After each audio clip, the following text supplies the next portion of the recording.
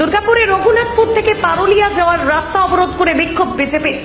সন্দেশখালীতে নারীদের উপর নির্যাতন এবং বিভিন্ন সন্ত্রাসমূলক কাজ করেছে তৃণমূল, এই অভিযোগ তুলে তুমুল বিক্ষোভ দেখায় তারা। বেশ কিছুক্ষণ ধরে চলে অবরোধ।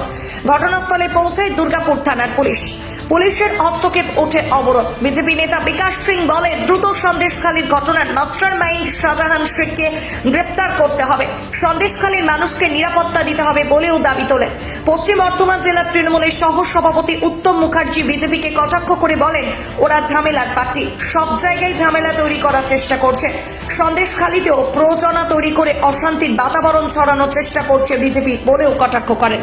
আজকে আমরা যেরকম জানি, পশ্চিমবাংলার সন্দেশখালীতে যে ঘটনা ঘটেছে এবং দীর্ঘদিন ধরে যে মহিলারা অত্যাচারিত হচ্ছে, নির্যাতন ওদের সাথে হচ্ছে, ধর্ষণ হচ্ছে, ওখানকার যারা মাস্টার মাইন্ড আছে, তৃণমূলের যারা প্রকৃত অঞ্চল সভাপতি থেকে শুরু করে ওখানে যে এলাকার দায়িত্বে রয়েছেন শেখ শাহজাহান, শিবু হাজরা, এদের নেতৃত্বে যেভাবে মহিলাদেরকে রাতের অন্ধকারে মিটিংয়ের নাম করে তৃণমূল পার্টি অফিসে নিয়ে গিয়ে ওদের উপর নির্যাতন করা হচ্ছে এবং এসে বাড়ি বাড়িতে দেখে বেছে বেছে মহিলাদেরকে, সুন্দর কম বয়সী মহিলাদেরকে নিয়ে গিয়ে এই ধরনের অত্যাচার যে চালানো হচ্ছে তারই প্রতিবাদে এবং এই পুলিশ মন্ত্রী এবং মুখ্যমন্ত্রীর পদত্যাগের দাবিতে এবং ওদের শিবু হাজরা এবং যে ওখানকার শেখ শাহজাহানের অবিলম্বে গ্রেফতারের দাবিতে আজকে আমরা এই পূর্ব বিধানসভার 1 নম্বরের মণ্ডলের পক্ষ থেকে আজকে এই মিছিল, আমরা প্রতিবাদ মিছিল করেছি।